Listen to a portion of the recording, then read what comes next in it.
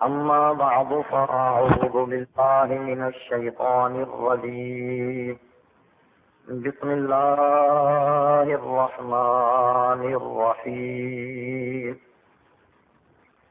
ولو أنهم إذ ظلموا أنفسهم جاءوك فاستغفروا الله واستغفر لهم الرسول لوجدوا الله توابا رحيما.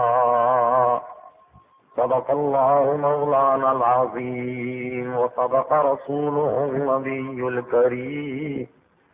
إن الله وملائكته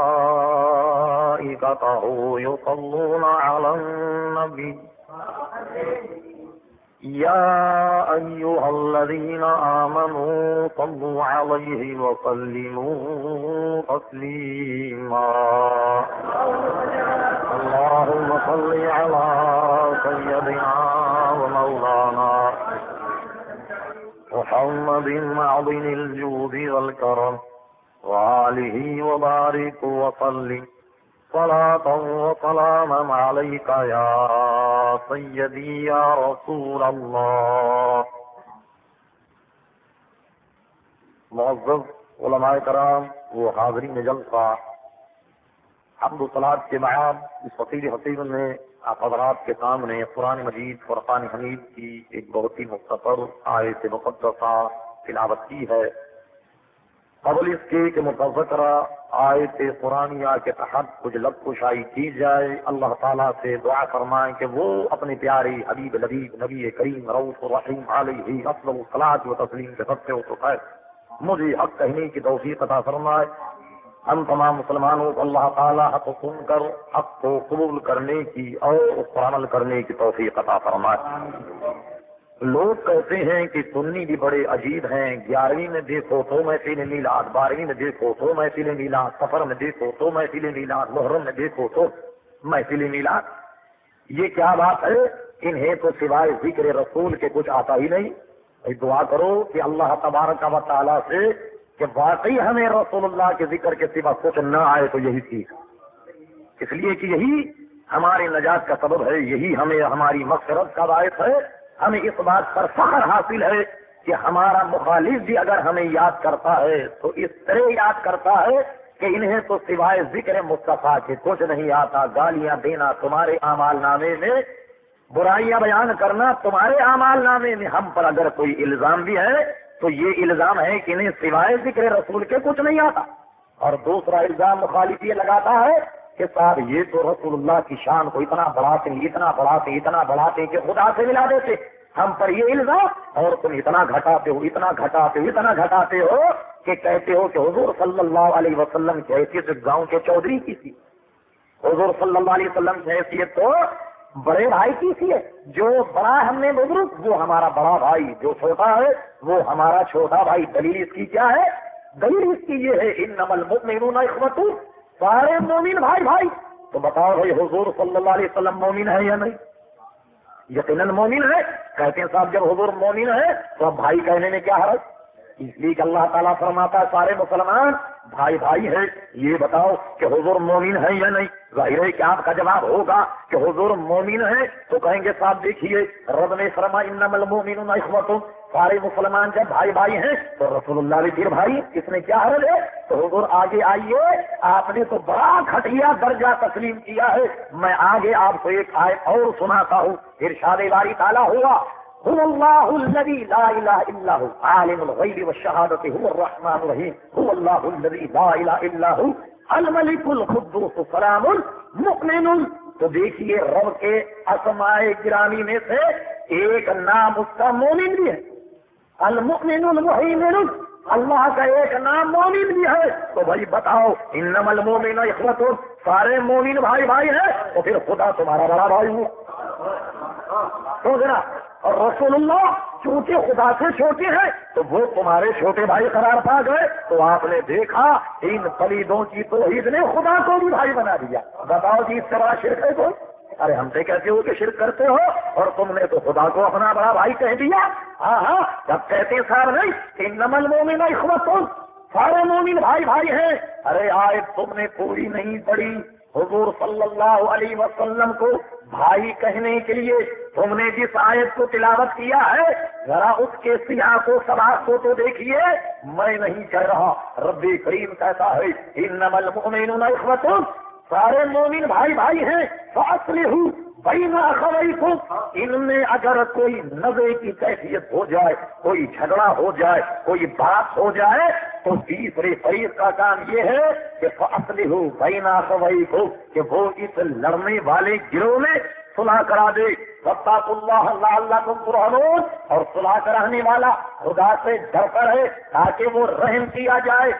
خاص میں اللہ تبارک و تعالیٰ نے لڑنے والے گروہ، لڑنے والے لوگوں کو فرمایا، دیکھنے والوں کو فرمایا کہ تم آپس میں بھائی بھائی ہو. دونوں اگر گروہ لڑے، تیسرا فریق کا کام یہ ہے کہ وہ آپس میں صلح کرا دے. اور آپ کہیں کہ اس آیت کا مفتاح حضور کی بھی ذات ہے. سب سے پہلے یہ طے کر لو کہ رسول اللہ سے لڑنے والا مومن بھی ہے، یعنی صلح تو بعد میں ہو. اور فرمایا کہ جو رسول اللہ سے لڑے، ارے لڑنے کے بعد وہ مومن بھی رہا یا نہ رہا، صلح تو بعد میں ہوتی ہے. ارے رسول اللہ کے دربار کا ادب تو یہ ہے، میں نہیں کہہ رہا، قرآن کہتا ہے. یار کو قرآن سننے کا بڑا شوق ہے، اس لیے بطور حضرت مولانا محمد عمر صاحب اشرری رحمت اللہ تعالی کے کہ اس کو قرآن سناؤ تاکہ یہ بات نہ مانے تو کم سے کم منکر قرآن کو کہلائے. منکر قرآن کہلائے، منکر حدیث نہیں بلکہ منکر قرآن کہلائے. میں نہیں کہہ رہا، قرآن کہتا ہے یا ایھا الذین آمنوا لا تقدموا بین یدی اللہ ورسولہ واتقوا اللہ. اے مسلمانوں، اللہ سے ڈرو اور دیکھو کسی معاملے میں اللہ اور اس کے رسول کے آگے مت بڑھو. کسی بھی معاملے میں اللہ اور اس کے رسول سے آگے مت بڑھنا. یہاں چونکہ بات ضمن نکل گئی تو عرض کر دوں، کتاب میرے پاس موجود ہے، میں تھوڑا سا کھاتا آج ساتھ ہی لے کر کے آیا ہوں، اور ضرورت پڑی تو پورا کھاتا بھی لایا جا سکتا ہے. تحذیر الناس، مولوی محمد قاسم سارنانوسی قدوس سرہ اپنی کتاب تحذیر الناس میں لکھتے ہیں کہ دلیل اس دعوے کی یہ ہے کہ انبیاء اگر اپنی امت سے ممتاز ہوتے ہیں تو علوم ہی میں ممتاز ہوتے ہیں. باصرہ عمل اس میں بسا اوقات امتی مساوی ہو جاتا ہے بلکہ بڑھ بھی جاتا ہے. کیا سمجھے آپ؟ کیا سمجھے آپ؟ آپ بھی سنیے اور غور سے سنیے، مخالف بھی ہمارا سنے، غور سے سنے اور اپنا سر دھنے کہ اس کا اکابر کیا کیا باتیں کہہ گیا. تو دیکھا آپ نے، کہتے ہیں صاحب کہ انبیاء اگر ممتاز ہوتے ہیں تو علوم ہی میں ممتاز ہوتے. بات رہا عمل تو کہا اس میں بسا اوقات امتی مساوی ہو جاتا ہے بلکہ بڑھ بھی جاتا ہے. حضور یہ کیسے بڑھ گیا؟ یہ کیسے بڑھ گیا؟ آخر میں جب ان کا دم نکل رہا تھا تو منظور سبلی نے ہتھیلی لگاتے ہوئے فیصلہ کن مناظرہ، جو اس کی اپنی گویا تحریر شدہ کتاب ہے، اس میں وہ یہ لکھتا ہے کہ اصل میں نانوتوی صاحب کا مقصد یہ تھا کہ جیسے کہ حضور صلی اللہ علیہ وسلم کی 63 سال کی عمر تھی، 40 برس کے بعد اعلان نبوت کیا، اور اعلان نبوت کے بعد ایک عرصے کے بعد نماز کی فرضیت کا حکم آیا کہ نماز پڑھی جائے. تو کہا دیکھو حضور صلی اللہ علیہ وسلم نے چند سال نمازیں پڑھی، اور ایک مسلمان جو پیدا مسلمان ہوا اس نے 15 یا 10 سال کی عمر سے نماز شروع کی، اور وہ مرا 70 سال میں، تو گویا اس نے 55 برس یا 60 برس خدا کی عبادت کی ہے. یہ معنی ہے اصل میں کہ رسول اللہ سے امتی عمل میں بڑھ سکتا. حضور یہ تو آپ نے دلیل میں بہت ہی ذلیل حرکت کی ہے، یہ تو دلیل ہرگز نہیں ہو سکتی. ہم نے تو حدیثوں میں یہ پڑھا، جناب نبی کریم صلی اللہ علیہ وسلم نے فرمایا کہ غیر صحابی احد پہاڑ کے برابر سونا خدا کی راہ میں دے. احد پہاڑ کتنا بڑا ہے؟ آج حضرات سے پوچھیے. احد پہاڑ کے برابر سونا خدا کی رہنے دے. اور رسول اللہ کا صحابی اگر ایک مجھ جو ایک پیمانہ ہے لگ بھگ اس کا وزن مربجہ شیر یا سوا شیر کے برابر ہوتا ہے، وہ اگر خدا کی رہنے دے تو فرمایا کہ میرا امتی، میرا صحابی ایک مجھ خدا کی رہنے دے تو اس کے درجے کو وہ نہیں پا سکتا کہ جو اس پہاڑ کے برابر سونا خدا کی رہنے دے. یہ تو رسول اللہ صلی اللہ علیہ وسلم کے غلاموں کا حال ہے، تو رسول اللہ صلی اللہ علیہ وسلم کے منصب کا کیا کہنا؟ یقین کیجئے کہ اہل سنت کا تو ایمان یہ ہے کہ ساری کائنات کے لوگ اگر اللہ کی تعریف کرتے کرتے مر گئے، زبانیں گر جائے، تو رسول اللہ کی زبان کی نکلی ہوئی ایک تعریف الحمدللہ اس کے درجے کو نہیں پہنچ سکتی۔ ہمارا تو یہ ایمان ہے۔ آپ کہتے ہیں کہ انبیاء اگر ممتاز ہے، علوم ہی میں ممتاز ہے، باقی رہا عمل، اس میں بسا اوقات امتی مساوی ہو جاتا ہے، بلکہ بڑھ ہی جاتا ہے۔ اس کو نہ عقل تسلیم کرتی ہے نہ نفس تسلیم کرتی ہے۔ اور پھر ادھر تو قاسم نانوتوی صاحب کہتے ہیں کہ انبیاء اگر ممتاز ہوتے ہیں تو علوم ہی میں ممتاز ہوتے، کہتے ہیں صرف علم ہی میں ممتاز ہوتے ہیں اپنی امت سے۔ حضور آپ تو کہتے ہیں کہ انبیاء علم میں ممتاز ہوتے ہیں، اور وہ اشرف علی تھانوی صاحب جانوٹا دکھا رہے۔ حفظ الایمان میں اشرف علی تھانوی صاحب کہتے ہیں پھر یہ کہ حضور کی ذات مقدسہ پر علم غیب کا حکم کیا جانا بقول زید صحیح ہو تو دریافت الامر یہ ہے، اس علم سے مراد کل علم غیب ہے یا بعض علوم غیبیہ مراد ہے؟ کل تو عقلاً و نقلاً محال ہے، بعض علوم غیبیہ اگر مراد ہے تو اس میں حضور ہی کی کیا تفصیل ہے؟ ایسا علم غیب تو ہر جانور، ہر پاگل، جملہ فوائد غرض کے سارے اپنے رشتہ داروں کے نام لے دیا کہ یہ جیسا حضور کا علم ہے ایسا تو ہر جانور کو علم کہا نہیں صاحب، اس میں تو یہ کہا گیا، یوں کہا گیا، یوں تشبیہ دی گئی، یوں مثال دی گئی۔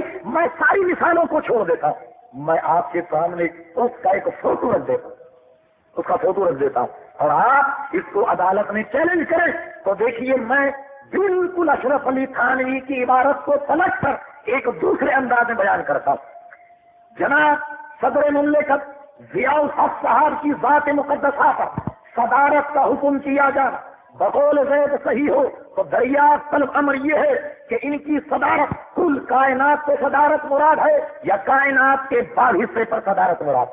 کائنات کے کل حصے پر تو صدارت عقلاً و نقلاً محال ہے، اور کائنات کے اگر بعض حصے پر صدارت مراد ہے تو اس میں صدر مملکت ضیاء الحق کی کیا تخصیص ہے؟ ایسی حکومت کو ہر الو کو اپنے گھونسلے پر حاصل، ہر لومڑی کو اپنی بھیڑ پر حاصل ہے، ہر کتے کو اپنی بیٹھنے کی جگہ پر حاصل ہے، لہذا سب کو کہا جائے کہ یہ صدر مملکت جنرل ضیاء الحق ہے۔ تو کہیے جناب اس میں صدر مملکت کی توہین ہوگی یا نہیں؟ اگر کہتے ہو نہیں تو آؤ چیلنج کرو کورٹ میں، مجسٹریٹ صاحبان، جج صاحبان یہ فیصلہ کر دیں کہ اس عبارت میں صدر مملکت کی کوئی توہین نہیں۔ یقیناً توہین ہے، جب صدر کی توہین ہو سکتی ہے تو رسول اللہ کی توہین نہیں ہو سکتی؟ یہ کیسی بات ہے، عجیب بات ہے۔ میں عرض کر رہا تھا ایک تو کہتا ہے کہ انبیاء علوم ہی میں ممتاز ہوتے، اور تھانوی جی کہتے ہیں، یہ تھانوی نہیں، یہ پوپ کراچی کا موجودہ پوپ ہے، گنگا بہے تو گنگا داس، جمنا بہے تو جمنا داس، گاندھی کی آندھی کے ساتھ ہم چلے ادھر، ہوا ہو جدھر، ادھر کی بھی اور ادھر کی بھی، انٹرنیشنل آدمی ہے۔ واقعی اسی کا دل گردہ ہے، اسی کا دل گردہ ہے، کوئی غیرت مند آدمی کا کلیجہ اتنا بڑا نہیں ہو سکتا۔ یہ چھوٹے تھانوی کی بات نہیں کر رہا، بڑے تھانوی کی بات کرتا ہوں۔ وہ تو کہتا ہے کہ جناب علم گویا نبی کریم علیہ السلام کو ایسا علم ہے کہ ہر جانور، ہر پاگل، جملہ بھوائن کے لیے بھی حاصل ہے۔ ایک مثال، دوسری مثال خلیل احمد امبھیٹوی صاحب، نام بھی کیری وجہ ہے، اشرف علی تھانوی، خلیل احمد امبھیٹوی، مرتضی حسن دربھنگی، رشید احمد گنگوہی، ساروں کے ساتھ ایک نہ عجیب قسم کی پک لگی۔ وہ کیا کہتے ہیں؟ خلیل احمد امبھیٹوی صاحب کیا کہتے ہیں؟ مولانا عبدالسمیع صاحب رحمۃ اللہ تعالی علیہ نے میلاد کے موضوع پر، میلاد کے عنوان پر ایک رسالہ لکھا، اس کا نام تھا انوار ساطعہ۔ یہ رسالہ لکھا انہوں نے، جس میں انہوں نے ایک مثال دی۔ انہوں نے کہا جناب حضور صلی اللہ علیہ وسلم کو حاضر ناظر ماننے سے لوگ منع کرتے ہیں، تو فرمایا کہ جب لوگ اس کو منع کرتے ہیں تو دیکھو شیطان انسان کے خون کے ساتھ دوڑتا ہے، جہاں کہیں بھی آدمی ہو شیطان اس سے ورغلاتا ہے، آنن فانن میں مشرق سے مغرب تک گھوم لیتا ہے۔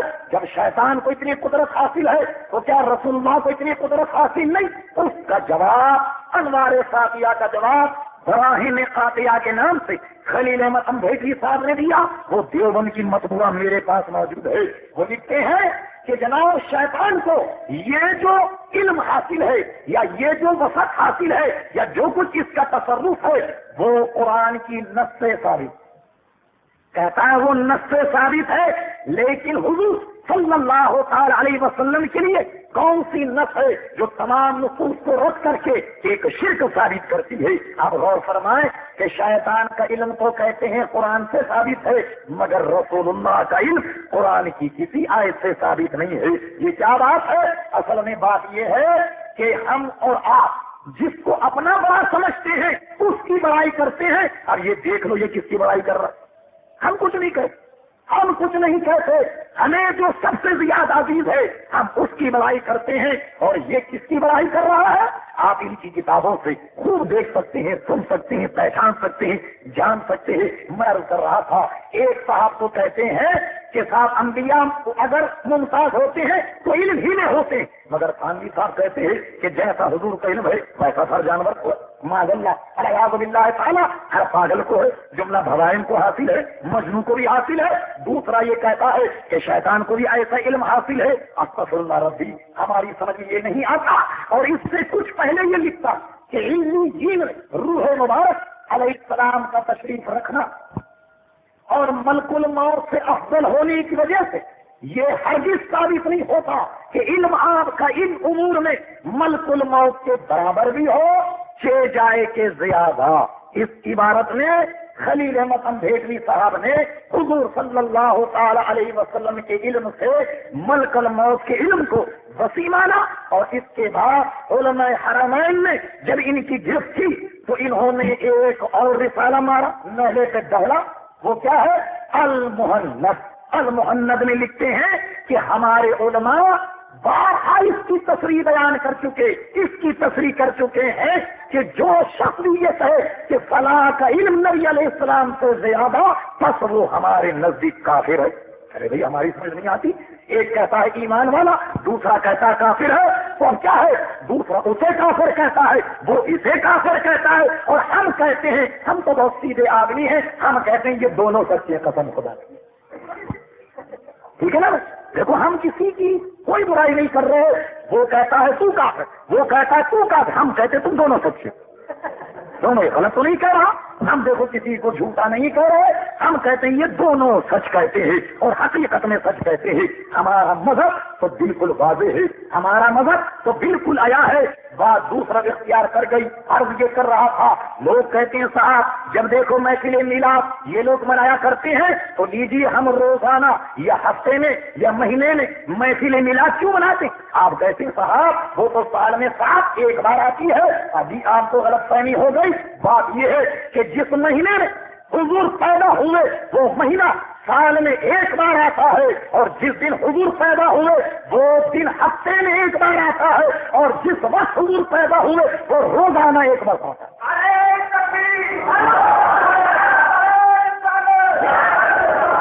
تو روز بھی اگر ہم محفل میلاد منائیں تو روز بھی محفل میلاد کا ایک وقت آتا ہے۔ میں عرض کر رہا تھا کہ ہمارا سر پھرا اگر ہم پر الزام بھی لگاتا ہے تو یہ الزام لگاتا ہے کہ سوائے ذکر رسول کے ان کو تو کچھ نہیں آتا۔ اصل میں بات یہ ہے کہ آپ کے مکان میں کوئی آم کا درخت ہو، نیم کا درخت ہو، اور آپ اٹھ کر روزانہ اس بیچارے کو پانی ڈالیں، روزانہ پانی ڈالنے لگ جائے تو ایک دن وہ درخت آپ سے کہنے لگ جائے مالک مکان صاحب آپ تو کبھی بریانی کھاتے ہیں، کبھی گائے کا گوشت کھاتے ہیں، کبھی مرغی کھاتے ہیں، کبھی مرغا کھاتے ہیں، کبھی حلوہ کھاتے ہیں، کبھی مانڈا، اور مجھے روزی پانی پانی آپ ڈالتے ہیں، تو ایک دن آپ کڑوا تیل ڈال دیا کریں، ایک دن ڈالڈا گھی ڈال دیا کریں، ایک دن اصلی گھی ڈال دیا کریں، کسی دن ناریل کا تیل ڈال دیا، کبھی کبھی پانی ڈال دیا کریں۔ حضور بتائیے مجھے، پیڑ میں اگر آپ ایک دن سرسوں کا تیل ڈال دیں، دوسرے دن کھوپرے کا ڈال دیں، کسی دن گھی ڈال دیں، تو اس پیڑ کا بیڑا غرق ہوگا یا نہیں ہوگا؟ ہوگا، یقیناً ہوگا، اس لیے کہ پیڑ کی سیرابی صرف پانی سے ہوتی ہے، اور مصطفیٰ کے غلاموں کی سیرابی صرف ذکر مصطفیٰ سے ہوتی ہے صلی اللہ علیہ وسلم۔ صبح ہو، شام ہو، دوپہر ہو، روز ہو، مہینے ہو، سال میں ہو، مگر ان کے ایمان کی سیرابی صرف ذکر مصطفیٰ سے ہوتی ہے۔ اس لیے الحمدللہ ہم مصطفیٰ کے ماننے والے ہیں، گناہگار اگرچہ ہیں لیکن باغی ہیں۔ गुनाहगार अगरचे हैं लेकिन बागी नहीं है। और यहाँ पर सुना बड़े बड़े अकाबिर आए और बहुत कुछ कह गए, बड़ी लंतरानियां आ गए, कहा था इसका जवाब नहीं हो सकता, ये तो आदमी बड़ा लाजवाब है। बात असल में ये है कि हमारी हैसियत तो कुछ भी नहीं, अकाबिर उलमा मौजूद है, मेरी हैसियत तो कुछ भी नहीं, मगर मौलाना रूम रहमतुल्लाह अलैह ने मेरी रहनुमाई करते हुए फरमाया कि किसी लकड़ी में अगर दीमक लग जाए, कीड़ा लग जाए, किसी लकड़ी में दीमक लग जाए तो कहा लकड़ी कितनी ही कुछ जाए, कितनी ही दीमक लग जाए, मगर मटका तोड़ने के लिए काफी है। तो हम कितने ही लाइल्म सही, मगर वहाबियत का भाना तोड़ने के लिए हम पूरे काफी, हम बिल्कुल काफी है। चाहे कुछ हो, कितने ही छोटे हो, मगर अपनों के लिए है। तुम्हारे लिए तुम एल्लेल भी है, तुम्हारे लिए तो इमाम राजी और इमाम गजाली है, तुम्हारा भाना तोड़ने के लिए तो ये दीमक लगी हुई लकड़ी भी बहुत काफी है। आप घबराएं मत, इंशाअल्लाह भांडा फूटेगा। मैं अर्ज कर रहा था अल्हम्दुलिल्लाह हम जनाब नबी करीम सल्लल्लाहु अलैहि वसल्लम के जिक्र करने वाले हैं। लोग कहते हैं साहब इन्होंने रसूलुल्लाह को इतना बढ़ा दिया, इतना बढ़ा दिया कि खुदा से मिला दिया। हम कहते हैं साहब देखो बात समझने की है, आप ऐसा करें कि अल्लाह ने और रसूलुल्लाह ने एक हद खींच दे ताकि हमें ये तो पता चल जाए कि रसूलुल्लाह की हद कहाँ खत्म होती है और खुदा की हद कहाँ से शुरू होती है। बात असल में ये है हुजूर वाला, तुम ना रसूलुल्लाह की हद बता सकते हो ना खुदा की हद बता सकते हो। अरे तुम क्या बताओगे? रसूलुल्लाह खुद कहते हैं कि मेरी हकीकत को तो सिवाय मेरे रब के कोई नहीं जानता, ना सहाबी हुजूर की शान को जान सकता है कमा हसहू, और ना वहाबी हुजूर की शान को जान सकता है। ये सहाबा इकराम अलैहिमुर रिदवान ने हुजूर सल्लल्लाहु अलैहि वसल्लम से ये सुना कि मेरी हकीकत को सिवाय मेरे रब के कोई नहीं जानता। हकीकत मुहम्मदी सल्लल्लाहु ताला अलैहि वसल्लम तक कोई परवाज नहीं कर सकता। मौलाना रूम अलैहि रहमत क़य्यूम कहते हैं कि हकीकत में ये है कि जिब्रील अमीनी हुजूर सल्लल्लाहु ताला अलैहि वसल्लम की हद को नहीं जान सकते, इसलिए कि जिब्रील अमीन की हद जहाँ खत्म होती है वहाँ से रसूलुल्लाह की हद शुरू होती है। ये कैसी तुम बात करते हो कि रसूलुल्लाह को हद से बढ़ा दिया? अरे तुम्हारे जैसे नक्ते हद को क्या जाने, हद को क्या जाने तुम्हारे जैसे लोग रसूलुल्लाह की हद को क्या जाने। देखो रसूलुल्लाह सल्लल्लाहु अलैहि वसल्लम के हुजूर अगर तुम्हें देखना हो, मैं अर्ज कर रहा था रब्बे करीम ने फरमाया मुसलमानों अल्लाह और उसके रसूल से आगे मत बढ़ना। और देखो तुम बकवास करते हो, फरान बरास करते हो, अरे कुरान पढ़ के देखो कि रसूलुल्लाह का दर क्या। मैं नहीं कह रहा, रब्बे करीम ने चंद लोगों को रसूलुल्लाह के दरबार में ऐसे कलाम करते हुए देखा जैसा कि आपस में एक दूसरे से बातें की जाती हैं या एक दूसरे से कलाम किया जाता है। कुर्बान जाइए, रब्बे करीम ने हद बयान फरमाई और फरमाया सुनो मेरे महबूब के दरबार का अदब ये है, या अय्युहल्लज़ीना आमनू ला तरफऊ अस्वातकुम, अरे मुसलमानों अपनी आवाजों को पस्त रखना, अपनी आवाजों को पस्त रखना। इंदा रसूलिल्लाह उलाइकल्लज़ी नहीं, या अय्युहल्लज़ीना आमनू ला तरफऊ अस्वातकुम फौqa सौतिन नबी वला तजहरु लहु बिल कौली कजहरि बअदिकुम लिबअदिन अन तहबता अमालुकुम व अंतुम ला तशउरून। देखो जब तुम बात करो गुफ्तगू का अंदाज तुम्हारा हरगिज ये ना हो जैसा कि तुम आपस में एक दूसरे से बातें करते हो कि कभी उसकी आवाज सबकत ले जाए, कभी तुम्हारी आवाज सबकत ले जाए। नहीं, अगर तुम्हारी आवाज रसूलुल्लाह सल्लल्लाहु अलैहि वसल्लम की आवाज पर बुलंद हो जाए और तुम वैसे बातें करने लग गए जैसा आपस में बातें करते हो, अंतहबता अमालुकुम, तुम्हारे सारे अमाल अकारत चले जाएंगे और ला तशउरून, तुम्हें पता भी नहीं चलेगा।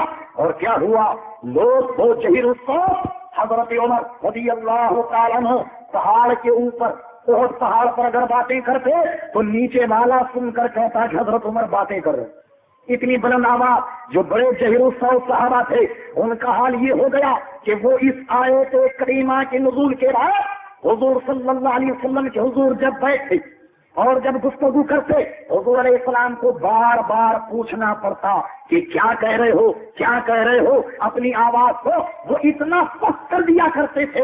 رب کریم نے ان کی شان کو بھی بیان فرمایا، ان الذین یغضون اصواتهم عند رسول اللہ اولئک الذین امتحن اللہ قلوبهم بالتقوی لهم مغفرۃ واجر عظیم۔ اور وہ لوگ کہ جو میرے محبوب صلی اللہ علیہ وسلم کے سامنے اپنی آوازوں کو پست کرتے ہیں، اولئک الذین امتحن اللہ قلوبهم بالتقوی، ارے یہ لوگ تو وہ ہیں کہ جن کے دلوں کو اللہ تعالیٰ نے تقوی اور پرہیزگاری کے لیے چھانٹ لیا ہے، چن لیا ہے۔ لہم مغفرۃ واجر عظیم، اللہ کی مغفرت اور اجر عظیم بھی انہی لوگوں کے لیے ہے۔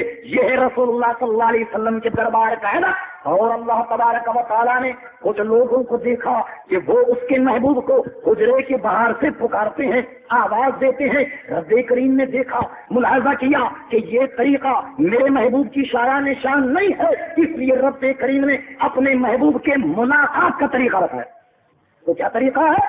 فرمایا ان الذین ینادونک من وراء الحجرات اکثرهم لا یعقلون، اور اے محبوب جو تجھ کو حجرے کے باہر سے آواز دیتے ہیں ان میں اکثر لوگ عقل نہیں رکھتے۔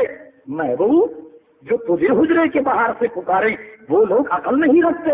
آپ کہیں گے مولا اگر حجرے کے باہر سے نہ پکارا جائے، دستک نہ دی جائے، کنڈی نہ کھٹکائی جائے، آواز نہ دی جائے تو ملاقات کیسے ہو؟ جب آدمی کسی کے گھر جاتا ہے، کنڈی کھٹکھٹاتا ہے، یہ آواز دیتا ہے یا دروازہ کھٹکھٹاتا ہے، تب صاحب خانہ باہر نکل کر آتا ہے تو ملاقات ہوتی ہے۔ اب پوچھیے رب سے کہ مولا آواز دینے کو تو نے منع فرما دیا، دروازہ کھٹکھٹا نہیں سکتے، پکار نہیں سکتے، تو مولا اب تو ہی بتا دے کہ تیرے محبوب سے ملنے کا کیا طریقہ ہے؟ فرما بلو انہم صبروا حتی تخرج الیہ، اے ملنے والے جب تو آئے میرے محبوب سے ملنے، کھڑا رہے، دروازہ نہ کھٹکھٹائے، آواز نہ دے، وہ کھڑا ہو جائے۔ مولا کب تک کھڑا رہے؟ کب تک کھڑا رہے؟ حتی تخرج الیہ، وہ جب تک کھڑا رہے جب تک کہ میرا محبوب خود نہیں نکلا۔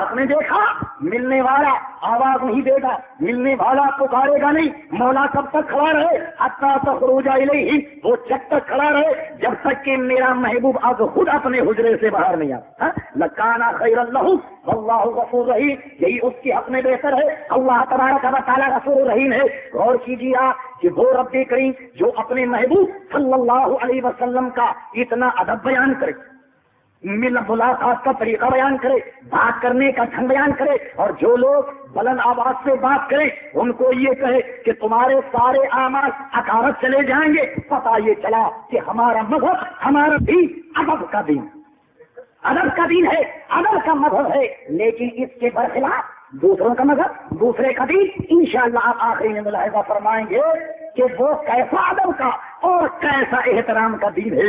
ہمارا ایمان تو یہ ہے کہ جو آیت مقدسہ میں نے تلاوت کی، لوگ اس بات کو سخت شرک جانتے، لوگ اس بات کو سخت دشنام ترازیوں سے تعبیر کرتے ہیں کہ صاحب دیکھیے یہ لوگ قبر پرست۔ اچھا بھائی قبر پرست ہے، کیا کرتے ہیں یہ لوگ قبر کے پاس؟ کہا صاحب دیکھیے قبر کے پاس کھڑے ہو کر یہ ہاتھ باندھ کر کھڑے ہو جاتے، کیا کرتے ہیں صاحب؟ ارے قبر کی پرستش کرتے ہیں۔ تو بندے خدا بھلے مانس، اگر ہم قبر پرست ہوتے تو جہاں سے ہم نکل جائیں تو جو بھی قبر نظر آئے اس کے آگے ہاتھ باندھ کر کھڑے ہو جائیں۔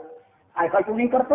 بلکہ ہم کرتے یہ ہیں کہ ہر قبر کے آگے نہیں کھڑے ہو جاتے، بلکہ اس قبر کے پاس جاتے ہیں۔ مثال عرض کرتا ہوں کہ گاڑیاں گزرتی ہیں، دیکھا ہوگا آپ نے موٹریں گزرتی ہیں، سپاہی کھڑا رہتا جناب، ایک کسی کو سیٹی مارتا ہے، کسی کو دھمکاتا، کسی کو ڈانٹتا، کسی کو ڈر بھیجتا، اور کوئی کار ایسی آ جائے کہ جس پر جھنڈا لگا ہو تو سپاہی صاحب سیدھے کھڑے ہو جا کے سلوٹ مارتے ہیں۔ تو بات حضور یہ ہے کہ ہم بھی اسی قبر کو سلوٹ کرتے ہیں جس پر جھنڈا لگا۔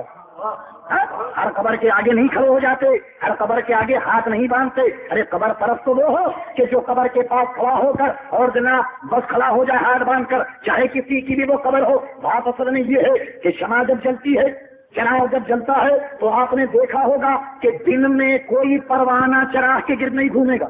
پر سیاسی حاضری دی تھی اور تم یہ کہو کہ اس میں سیاسی پھول چڑھائے تھے، سیاسی اس نے حاضری دی تھی، تو یہ سیاست کے نام پر مذہبی انداز میں دھوکہ دینے والے کو کیا کہا جاتا؟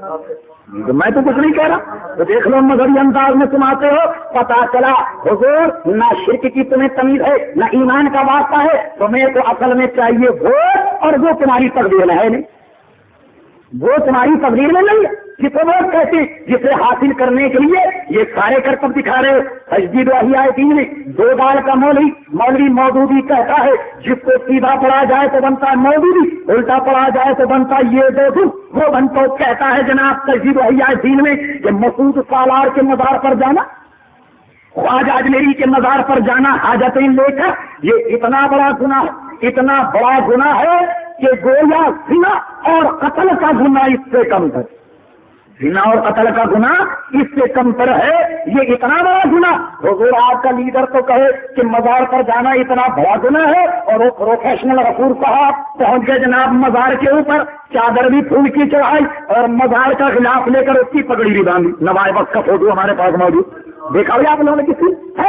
وہ اخبار میں آیا کہ چادر جو مزار پر چڑھی، ہم سے کہتے صاحب یہ چادر والے وہی چادر اس کے سر میں بندھی، دیکھا ہے یہ گنبد کی صدا، جیسی کہو ویسی سنو، تم نے جو فتوا ہم پر لگایا تو دیکھو مزار سے چادر اٹھا کر سر میں بھی باندھی اور پھول کی چادر بھی مزار پر چڑھائی، تو اب کہو کہ قبر پر جانا قتل اور زنا کے زنا سے بھی گویا بدتر ہے، تو کہیے پروفیسر صاحب آپ نے اتنے بڑے گناہ کا ارتکاب آخر کیوں کر دیا؟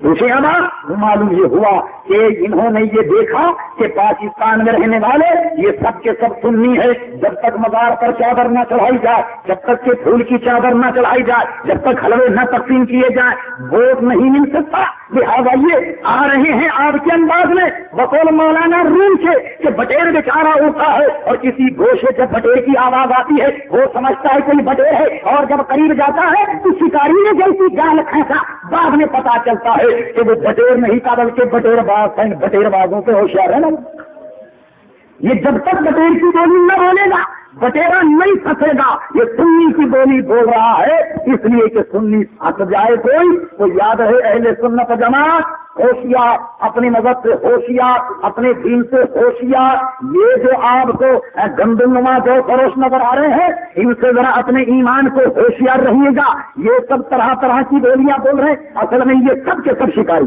اللہ تعالیٰ ہم سب کو ان کے گویا فریب اور مکر سے امن و عافیت نصیب فرمائے۔ عرض کر رہا تھا کہتے ہو صاحب مزار پر جانا شرک ہے اور خود حاضری دے کر کے آتے ہو، اور بڑے بڑے اخبارات میں فوٹو بھی چھپ گئے اخبارات کے اندر، یہ کوئی ڈھکی چھپی بات نہیں ہے، میں تو بات کچھ اور کر رہا تھا کہ اگر قبر پر شرک قبر پر جانا منع ہو تو دیکھو رب کریم کیا کہتا ہے، ارشاد ہوا وَلَوْ أَنَّهُمْ إِذْ ظَلَمُوا أَنفُسَهُمْ جَاءُوكَ، اے لوگو جب تم گناہ کرو، گناہ کس کا کرے گا؟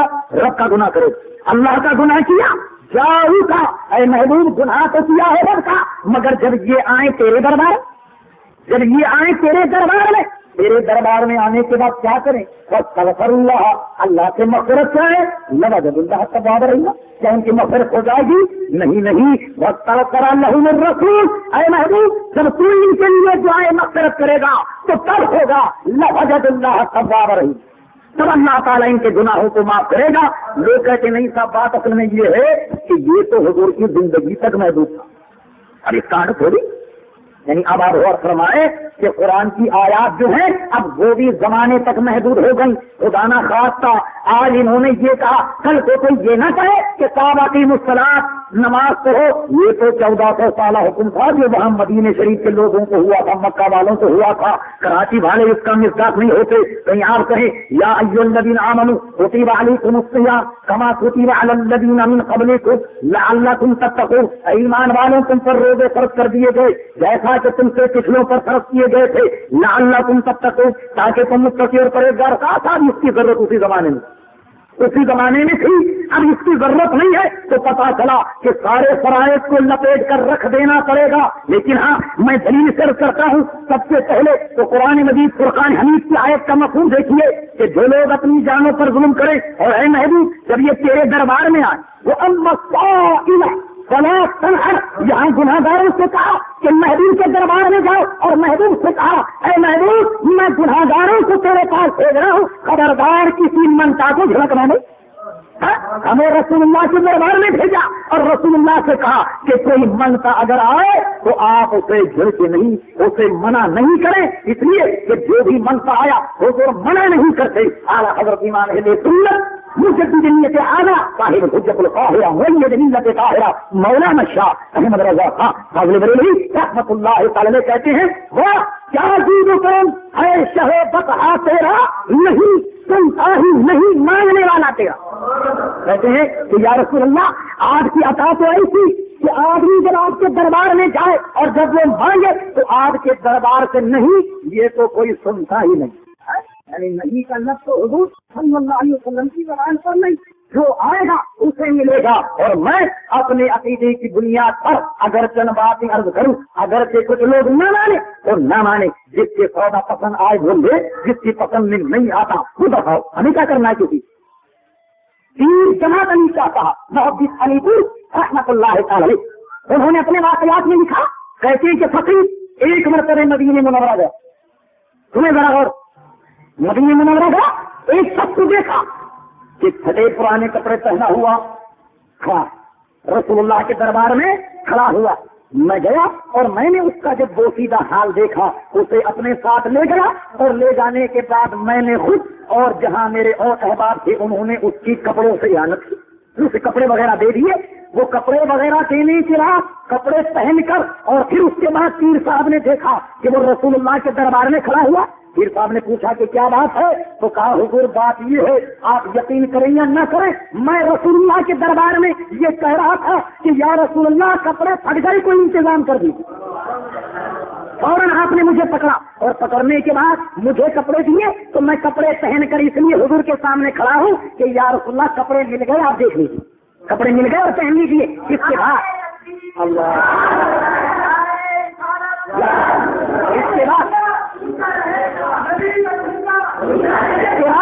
امیر پیر جماعت علی شاہ صاحب محدث علی پور رحمۃ اللہ تعالی فرماتے ہیں، فقیر جب دوسرے سال مدینے منورہ گیا اور جعلی اقدس کے پاس جب گیا تو اسی شخص کو دیکھا کہ ننگے سر کھڑا ہوا، کچھ کہہ رہا تھا رسول اللہ کے دربار میں۔ میں اسے پھر لے آیا اور لانے کے بعد میں نے اس کو ننگے سر دیکھ کر اپنے شوق کے لیے میں نے کشمیری ٹوپی بنائی، یہ تاثری ٹوپی ہے نا، اس زمانے میں بنتی تھی کشمیری، یہ بہت قیمتی ہوا کرتی، بڑی پسندیدہ ہوا کرتی تھی۔ فرمان میں نے اسے رسول اللہ کے دربار میں دیکھ کر ننگے سر میں نے اپنی کشمیری ٹوپی نکال کر اس کے سر پر رکھ دی، تو وہ قہقہ لگا کر ہنسنے لگا۔ میں نے کہا ارے بھلے مانس کیوں ہنس رہا ہے؟ تو آدمی نے کیا کہا، وہ آدمی کیا کہتا، کہتا پیر صاحب آپ یقین کریں یا نہ کریں، میں حضور کے دربار میں کھڑے ہو کر یہ عرض کر رہا تھا کہ یا رسول اللہ کوئی ٹوپی نہیں پہنوں گا، اور اگر پہنوں گا تو کشمیری پہنوں گا، اگر پہنوں گا تو کشمیری پہنوں گا۔ تو کہا یہ آپ نے کشمیری ٹوپی مجھے عطا فرمائی، اور یہی میں رسول اللہ کے دربار عرض کر رہا تھا۔ حضور ہم سنیوں کا ایمان تو یہ ہے، اور سنو اب تمہارے شیخ کی بات جس کو تم بھی شیخ مانتے ہو ہم بھی مانتے ہیں، امام عدل امام الائمہ شاہ عبدالحق محدث دہلوی رحمۃ اللہ تعالی تمام اکابر علماء دیوبند کی سند شیخ عبدالحق محدث دہلوی سے ملتی ہے، اس لیے کہ ہندوستان میں سند حدیث لانے والے حضرت شاہ عبدالحق محدث دہلوی رحمۃ اللہ تعالی ہے۔ مولوی اشرف علی تھانوی نے لکھا کہ بعض ایسے محدثین ہیں کہ جن کی حاضری روزانہ رسول اللہ کے دربار میں ہوتی ہے، ان محدثین میں سے ایک شاہ عبدالحق محدث دہلوی۔ شاہ عبدالحق محدث دہلوی تاریخ مدینہ جذب القلوب الی بیان المحبوب میں حیات النبی کا باب باندھا، اور اس نے اس باب میں تمام وہ حدیث وہ روایات کہ جو حیات النبی پر دلالت کرتی ہیں ان کا تذکرہ کیا، ان کو نقل کیا، اور نقل کرنے کے بعد خود اپنا تجربہ لکھا، خود اپنا واقعہ بھی لکھا۔ وہ واقعہ کیا تھا؟ کہنے لگے کہ ایک دن فقیر رسول اللہ کے دربار میں کھڑا ہوا، حضور کے دربار میں کھڑا ہوا تھا، اور حضور صلی اللہ علیہ وسلم کے دربار میں کھڑا ہوا، دل میں یہ سوچ رہا تھا، دل میں یہ خیال آیا کہ یا رسول اللہ میں آیا ہوں بڑے دور سے اور میں آپ کا مہمان ہوں، آپ نے میری دعوت نہیں کی، آپ نے میری دعوت نہیں کی۔ مغرب کے بعد کا وقت تھا، یہ عرض کرنا تھا کہ ایک صاحب آئے اور انہوں نے حضرت شیخ کو ایسے جھنجوڑا اور فرمایا چلیے ہمارے یہاں دعوت۔ اسی وقت وہ لے گیا، اور لے جانے کے بعد کیا ہوا، لگ بھگ 15-20 میل پیدل گئے اور 15-20 میل واپس آئے، اور سوچنے لگے، کہنے لگے جب میں دعوت میں گیا تو میں نے دیکھا کہ اس نے روٹی کو دودھ میں چور کر اور میرے سامنے رکھ دی، اور میں نے اسے کھایا، بڑا لذیذ کھانا تھا۔ اس کھانے کے بعد میں واپس چلا، جتنا پیدل چل کر کے دعوت میں گیا تھا اتنا ہی پیدل چل کے واپس مسجد نبوی آیا، اور اس کے بعد رسول اللہ کے دربار میں کھڑا ہوا، سوچ رہا تھا کہ میاں بڑی اچھی دعوت کھائی، 15-20 میل پیدل گئے، 15-20 میل واپس آئے، اور مغرب کے بعد کے جتنے وظائف تھے ان کا بھی ناغہ ہو گیا، جتنے نوافل پڑھتا تھا وہ بھی سب چلے گئے۔ اب تو فجر کی اذان ہونے والی ہوگی۔ اب اس کے بعد کچھ لوگ وہاں نماز کے منتظر تھے۔ حضرت شیخ نے پوچھا کہ وقت کتنا گزر گیا ہوگا، تو لوگوں نے کہا حضور ابھی تو عشاء کی اذان نہیں، ابھی تو عشاء کی آزادی نہیں ہوئی۔ تو حضرت شیخ لکھتے ہیں میں سمجھ گیا کہ یہ دعوت پھر میری رسول اللہ نے کی، یہ میری دعوت رسول اللہ نے کی تھی۔ مشاہدے کے میدان میں بھی آپ دیکھ لیں، یہ تو حضرت شیخ عبدالحق محدث دہلوی کا کلام ہے۔ یہی حضرت شیخ عبدالحق محدث دہلوی اس بات پر لکھتے ہیں کہ کوئی شخص یہ نہ سمجھ لے کہ وَلَوْ أَنَّهُمْ ظَلَمُوا أَنفُسَهُمْ جَاءُوكَ، یہ آیت مخصوص ہے جناب نبی کریم صلی اللہ تعالی علیہ وسلم کی حیات ظاہری کے ساتھ، لہذا بات انتقال اس پر عمل نہیں ہو سکتا۔ اس کا بھانا حضرت شیخ عبدالحق محدث دہلوی نے کھول دیا، اور حضرت شیخ لکھتے ہیں کہ حضور علیہ السلام کے انتقال کے 3 دن کے بعد، حضور کے وصال کے 3 دن کے بعد ایک اعرابی آتا ہے اور حضور صلی اللہ علیہ وسلم کے مزار پر انوار کے قریب کھڑا ہو گیا، اور حضور صلی اللہ علیہ وسلم کے مزار کی مٹی اٹھا کر اپنے سر میں ڈالتا اور زاروں قطار روتا اور کہتا وَلَوْ أَنَّهُمْ إِذْ ظَلَمُوا أَنفُسَهُمْ جَاءُوكَ فَاسْتَغْفَرُوا اللَّهَ وَاسْتَغْفَرَ لَهُمُ الرَّسُولُ لَوَجَدُوا اللَّهَ تَوَّابًا رَحِيمًا، اور زاروں قطار رو کر کہتا کہ یا رسول اللہ صلی اللہ علیہ وسلم، اللہ تبارک و تعالیٰ نے جو قرآن آپ پر نازل فرمایا اس میں ہم نے یہ کہا کہ گناہ گاروں کو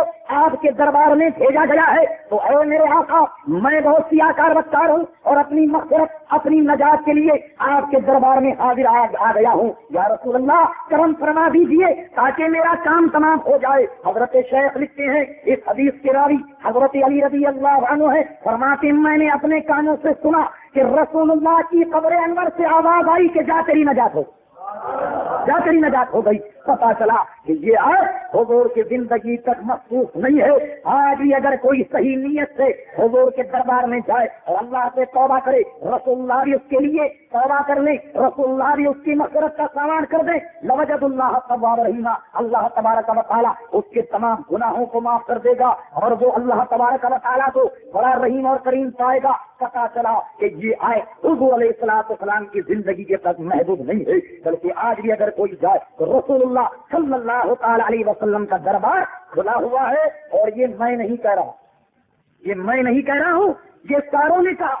آج کا جسارت آپ نے پڑھا ہوگا، آج کے جسارت میں ایک صاحب نے مدینہ منورہ سے خط لکھا مدینہ منورہ، اور وہ جسارت میں چھپا۔ آپ کو جانتے ہیں یہ بیچارہ روزانہ ایک نہ ایک جسارت کیا ہی کرتا۔ جسارت کا مطلب بے لگام کا بولا، مختصر ترجمہ غرض یہ اس نے کیا خط چھاپا کہ صاحب کسی نے یہ کہا کہ نورانی میاں حضور علیہ السلام کے دربار میں آئیں، اور ہم بھی وہاں جاتے ہیں اور عبادت اور ذکر و اذکار کرتے ہیں ریاض الجنہ میں بیٹھ کر، اور حضور صلی اللہ علیہ وسلم کے حضور دونوں سلام پڑھتے ہیں، صلاۃ و سلام عرض کرتے ہیں۔ جس کا جواب آ جائے وہ حق پر ہے، اور جس کا جواب نہ آئے سمجھ لو کہ وہ ناحق ہے۔ حضور شرط لگانے سے پہلے کم سے کم اپنے کھاتے کا مطالعہ تو کر لیا ہوگا۔ وہ آپ کا اسماعیل دہلوی نے تو تقویت الایمان رحیمیہ کتب خانہ دیوبند یوپی کی مطبوعہ میرے پاس موجود ہے، وہ یہ لکھتا ہے صفحہ نمبر 50 پر کہ جناب نبی کریم صلی اللہ علیہ وسلم نے فرمایا کہ میں بھی ایک دن مر کر مٹی میں ملنے والا۔ تو حضور جو مر کر مٹی میں مل جائے تو آواز کیسے دے گا، کلام کا جواب کیسے دے گا؟ پتا چلا اصل میں کہ ان بیچاروں کو اپنے کھاتے کا بالکل علم نہیں ہے، بولے چلے جاتے ہیں یہ سمجھتے ہیں کہ سامنے والے بالکل بے وقوف ہے، جو کہیں گے وہ آمنا صدقنا سب ٹھیک ٹھاک ہے۔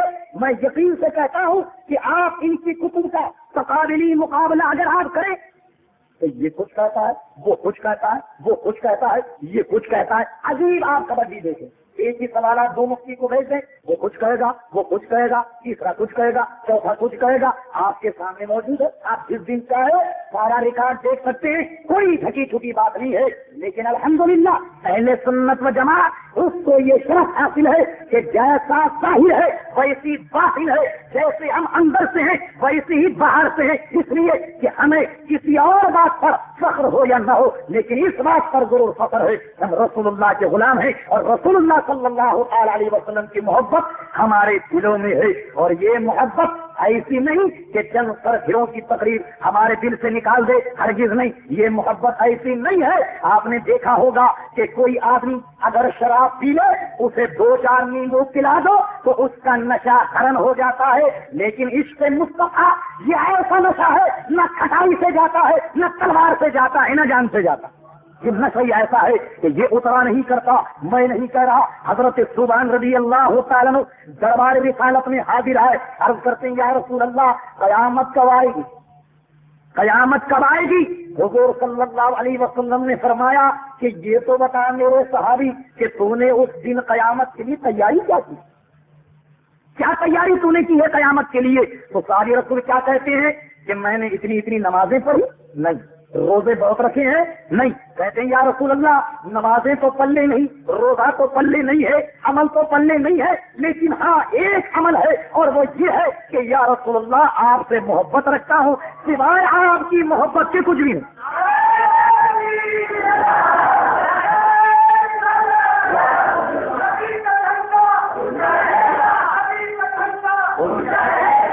وہ یہ نہیں کہتے میں نے نمازیں بہت پڑھی ہیں اس لیے میں جنت کا مستحق ہوں, میں نے روزے بہت رکھے ہیں اس لیے میں جنت کا مستحق ہوں, میں بہت متقی پرہیزگار ہوں اس لیے میں جنتی ہوں. نہیں, بلکہ کہا یا رسول اللہ روزہ نماز تو پلے نہیں ہے, بلکہ ہاں آپ سے محبت رکھتا ہوں. اور حضور نے یہ نہیں کہا کہ اے میرے صحابی خالی محبت تو کام نہیں آئے گی, کچھ اور بھی کام کرا کرو. نہیں, بلکہ حضور فرماتے ہیں کہ جس سے تم محبت رکھتے ہو انشاءاللہ قیامت میں اسی کے ساتھ رہو.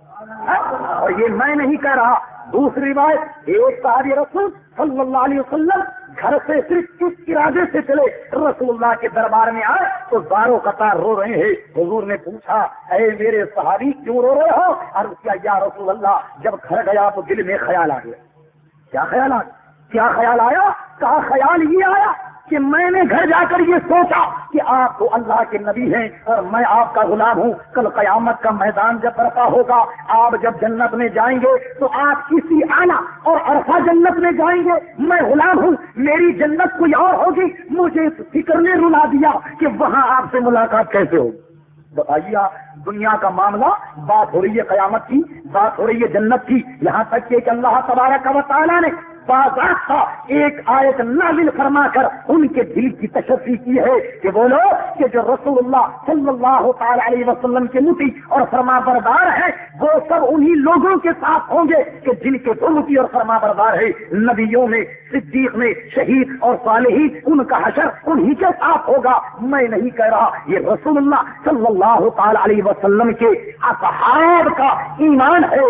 جنگ احد کا موقع, جنگ احد کا موقع ہے. صحابی رسول جب نکلتے ہیں جنگ کے میدان میں, جیسے ہی وہ میدان میں قدم رکھتے ہیں ایک تیر نکلتا ہے اور کسی کافر کے چلے سے اور ان کے دل میں پیوست ہو جاتا ہے, اور وہ دل پر ہاتھ رکھ کر اللہ سے دعا کرتے ہیں کہ مولا یہ میرا آخری وقت ہے, میں چاہتا ہوں کہ مرنے سے پہلے تیرے محبوب کا دیدار کروں. کھڑے ہو گئے اور دل پر ہاتھ رکھ کر اپنی نگاہوں سے رسول اللہ کو تلاش کرنا شروع کر لیا.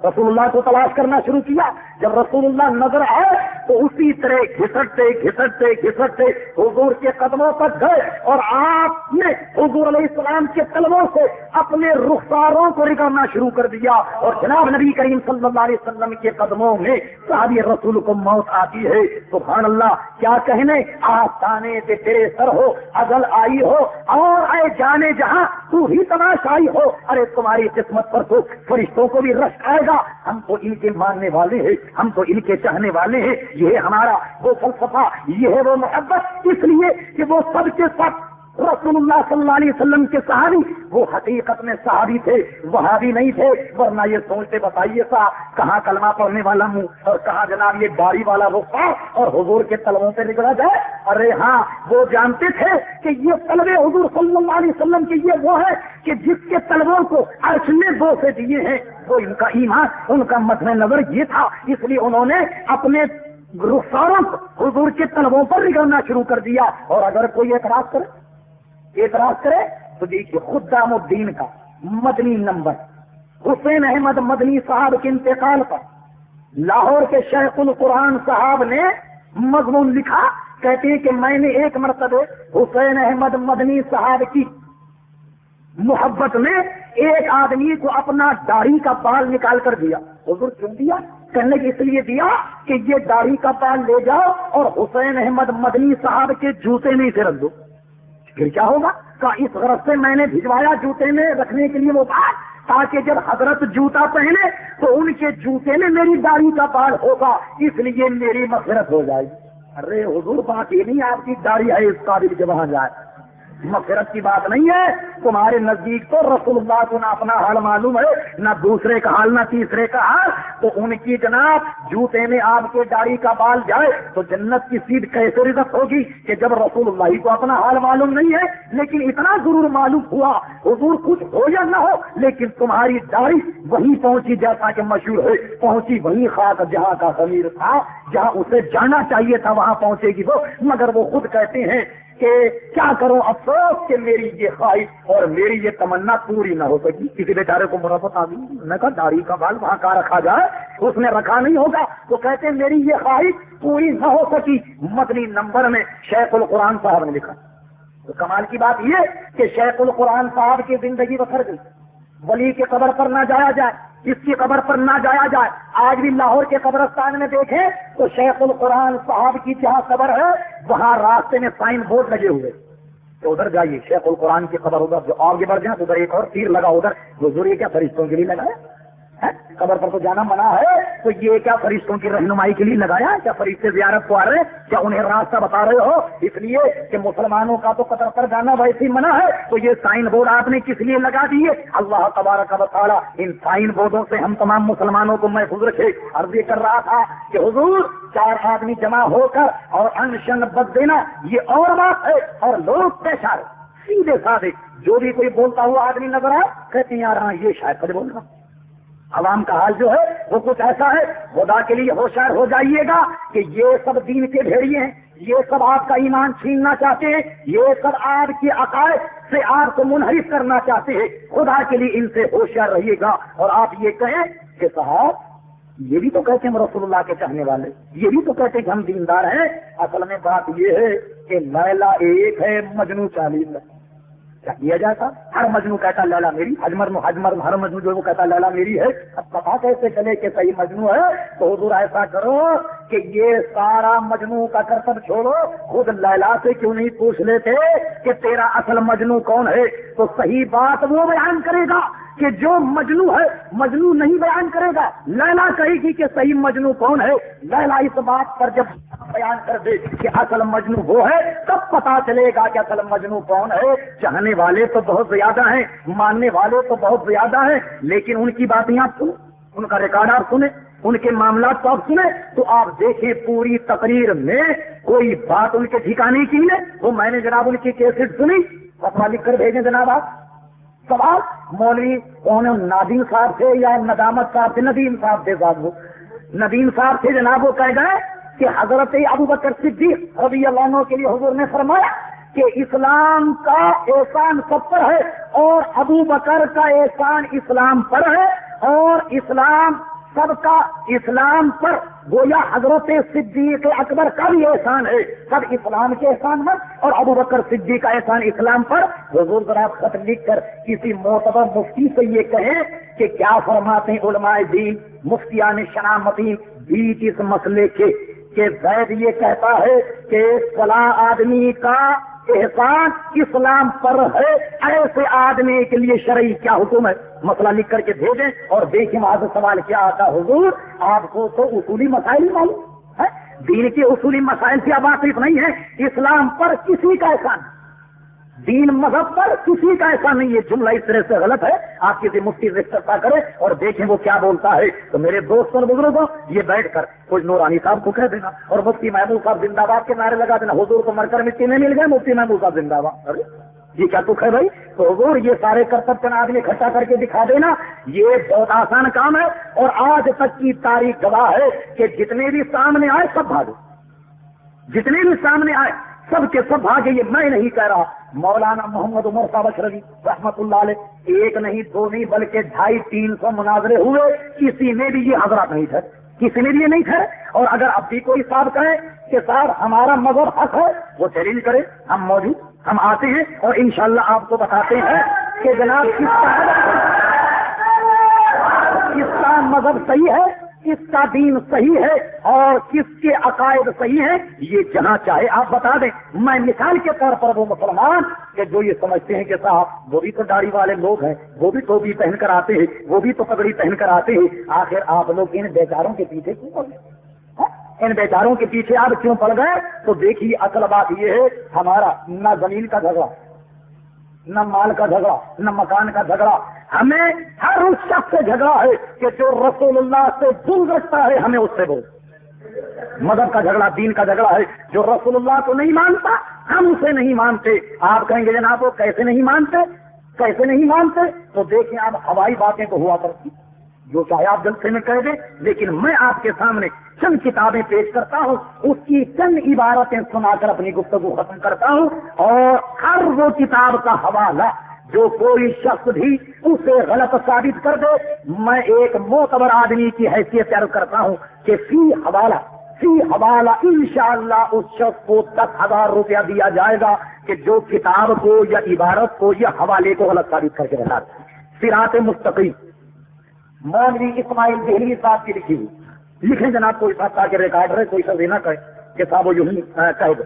صراط مستقیم اسماعیل دہلوی صاحب کی لکھی ہوئی, مطبوعہ دیوبند ہمارے پاس موجود ہے, صفحہ نمبر 97. دے دو مجھے, دے دو.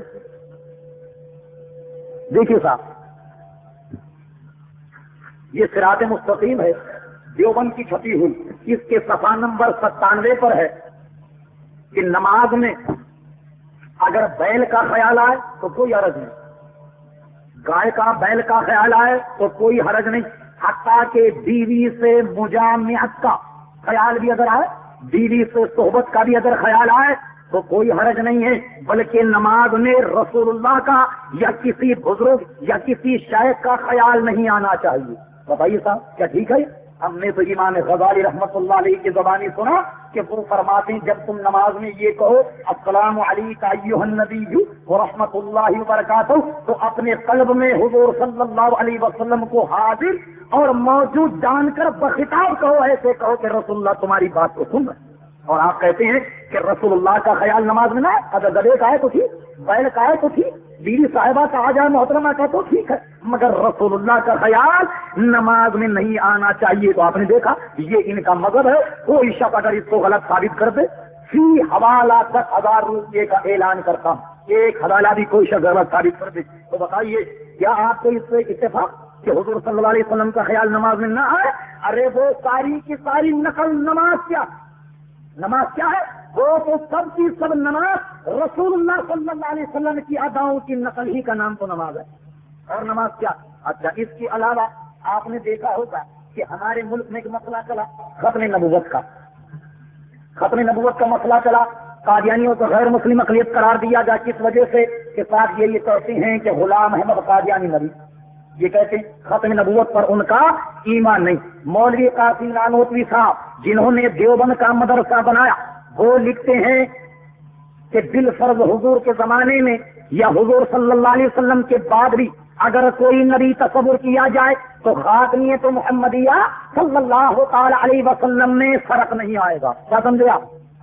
حضور صلی اللہ تعالی علیہ وسلم کے بعد اگر کوئی نبی تصور کیا جائے تو خاتمیت محمدیہ صلی اللہ تعالی علیہ وسلم میں فرق نہیں آئے گا. ہم نے کہا اس فرق کیوں نہیں آئے گا؟ کہتا صاحب اس میں جو لفظ ہے نا بالفرض, بالفرض کوئی نبی آئے تو خاتم فرق نہیں آئے گا, لہذا لفظ بالفرض سے یہ لازم نہیں آتا کہ ختم نبوت کا انکار، ختم نبوت کا انکار لازم نہیں آتا، اس لیے کہ حضرت مولانا نانوتوی صاحب نے یہ کہا دل فرض ایسا ہوتا، وہ کہتا ہے یہ لفظ دل فرض نے کیا ان کو بچا لیا؟ ہرگز نہیں۔ میں آپ سے کہتا ہوں دل فرض اگر بکر کی آنکھ پھوٹ جائے تو بینائی میں فرق تو نہیں آئے گا؟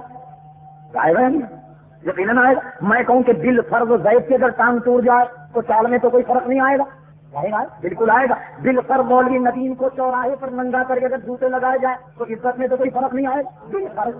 دل فرض ایسا کر لیا جائے، دل فرض ایسا کر لیا جائے تو کوئی عزت میں تو فرق نہیں آئے گا، نہیں آنا چاہیے۔ اس لیے کہ مولوی صاحب کہتے ہیں دل فرض ایسا ہو تو یہ بات ہوتی، تو دیکھیے صاحب اس میں موجود ہے۔ اسی طرح اگر فرض کیجیے آپ کے زمانے میں صفحہ نمبر 13 تحذیر الناس مطبوعہ دیوبند کتب خانہ رحیمیہ، یعنی اگر دل فرض آپ کے زمانے میں یا دل فرض آپ کے بعد ہی کوئی نبی فرض کیا جائے تو بھی خاتمیت محمدیہ صلی اللہ علیہ وسلم میں فرق نہیں آئے گا۔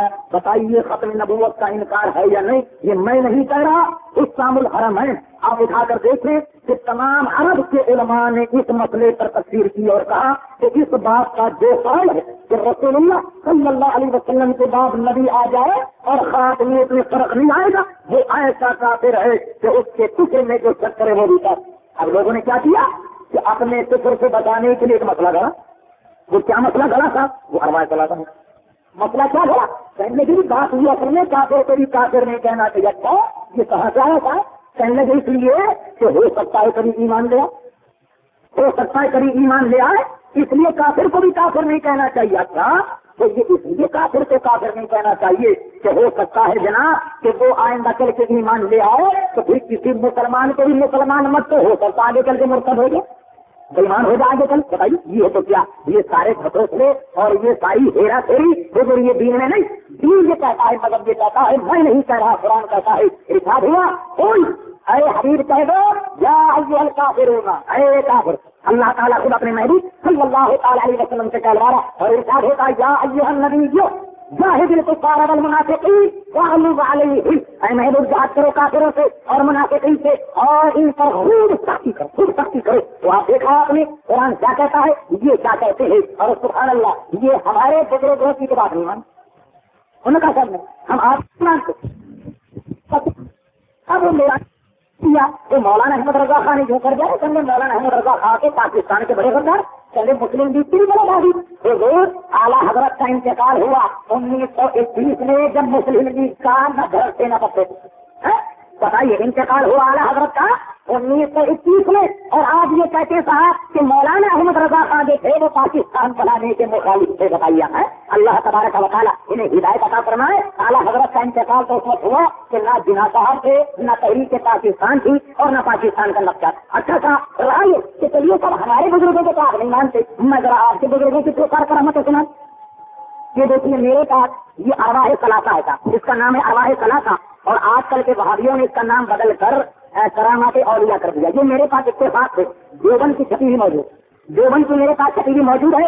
میں اس سے آپ کو ان کی 2-4 کرامتیں سناتا ہوں، انشاءاللہ انداز لگائیں گے کہ علماء دیوبند کی اکابر سے قدر و خیر سے اعلیٰ منصب ولایت کرتا ہے، یہ آپ خود اندازہ لگا سکتے ہیں۔ آج مستند حالات حضرت مولانا شاہ ولی اللہ صاحب محدث دہلوی رحمۃ اللہ علیہ، آپ کے خاندان، مشائخ وابستگان، اکابرین جماعت علماء دیوبند، مظاہر العلوم سہارنپور کے صحیح واقعات و حکایات میں اضافہ حاشیہ حکایات حضرت تھانوی صاحب، خلاصہ فرمائیے اس کا صفحہ نمبر 289 بھی آپ کہتے ہیں، لکھتے ہیں اس میں حکایت نمبر 305 کہتے ہیں حضرت والد ماجد مولانا حافظ محمد احمد صاحب وہ امی محترم مولانا حبیب الرحمان صاحب رحمۃ اللہ تعالیٰ نے بیان فرمایا کہ ایک دفعہ گنگوتی خانقاہ میں مجمع تھا۔ اچھا کیا ہوا تھا اس مجمع؟